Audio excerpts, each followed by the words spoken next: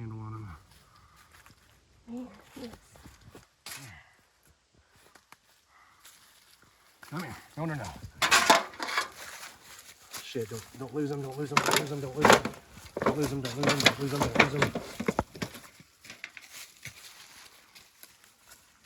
All right. Dare get bit. Here's a northern copperhead, otherwise known as the eastern copperhead nowadays.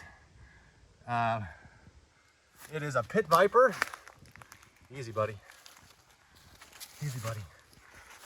This is a pit viper related to cottonmouth, which are water moccasin, and rattlesnakes. The most common rattler around here is the timber rattlesnake, otherwise known as the canebrake rattlesnake. So these guys are in that family of pit vipers. Look at that. Look at that snake. It's a decent sized one. They don't get very big. They might get 3 feet max.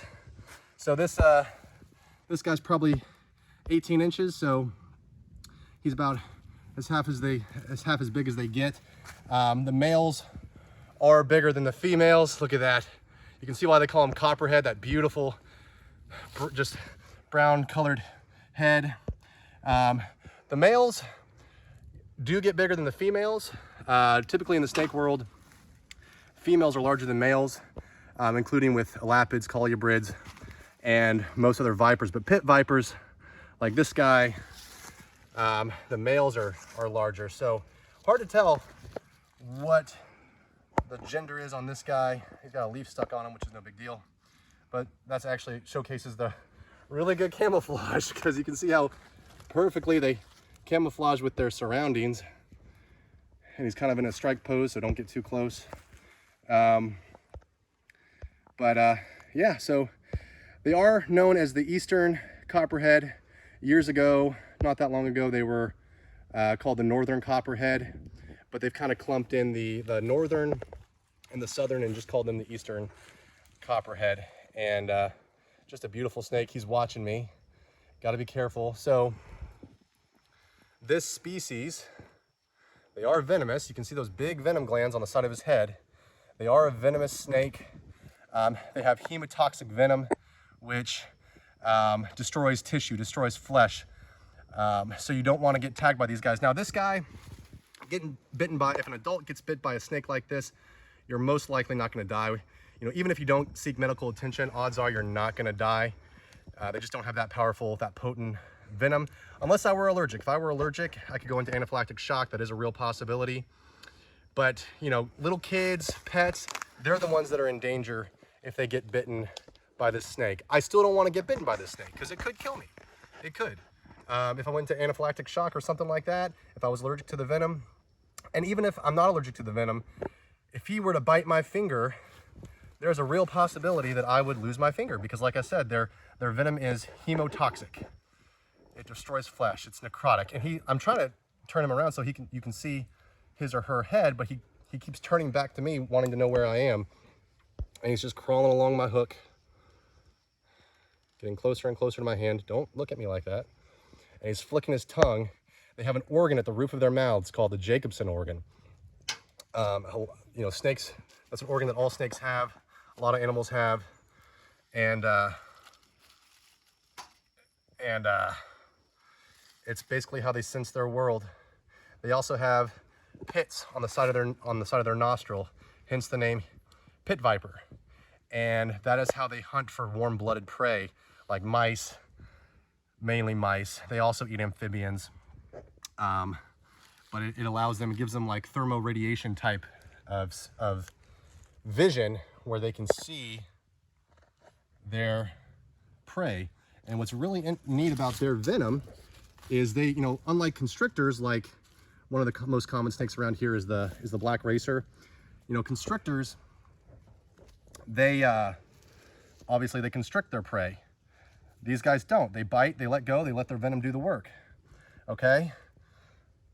So they have to find their food because once they bite their prey, that animal is gonna run off. He's in a strike pose. That animal's gonna run off. Okay? So they are actually able to smell their own venom and track their prey. Come here, buddy. Come on. It's been a long time since I've caught a copperhead, so excuse me for being a little bit nervous. But there he is. Beautiful eastern copperhead. I still call him the northern copperhead because they do look different than the southern variety that you find in southern Kentucky and throughout the deep south. The quote-unquote southern ranges basically from southern Kentucky all the way down to northern Florida, where I live. Right now we are in Kentucky. We're in kind of southeastern Kentucky, and you still get this northern variety. So, oh man, it's been a long time since I've caught a copperhead. It's always a pleasure. It's always so much fun. It gives you just a massive adrenaline rush. Whoa, too close to my hand. This guy, he's tolerating me pretty well. Pretty well. Come back here. Tolerating me pretty well.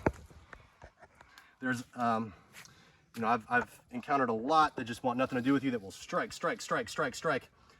And then I've had some where you can literally grab them and hold them up close to their head without restraining them, and they don't care one bit. Then you have guys like these that are a little squirrely. I don't quite trust him. You should never really trust a wild animal, but he's not inclined to bite. Let me get away from my face. He's not inclined to bite me.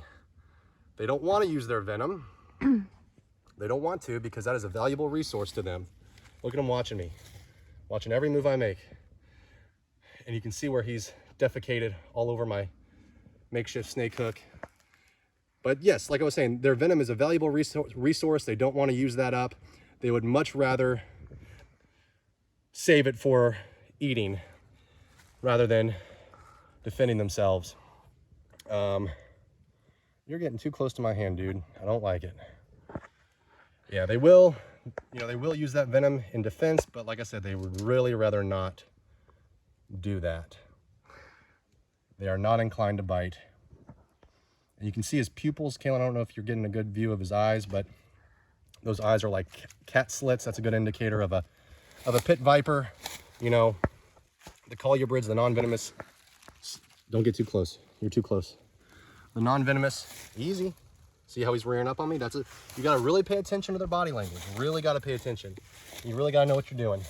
So something like that is basically what makes the difference. Come here, dude. Ah, my snake, my hook is, don't want him going in there. Come here. Ah, won't find you in there. Won't find you in there. Turn around, old boy. There he is. Here he comes. Here he comes. Here he comes. Look at that. Look at that guy. Back up. A lot of times these guys will wear themselves out and they'll get tired and they won't want to, they'll just kind of sit still. They just, you know, get tired. They're not like mammals, like humans, where we have a core body temperature that keeps us active, keeps us going. These guys are ectothermic, cold-blooded. So they only have so much energy stored up. Once they use that energy, they have to basically recharge their batteries.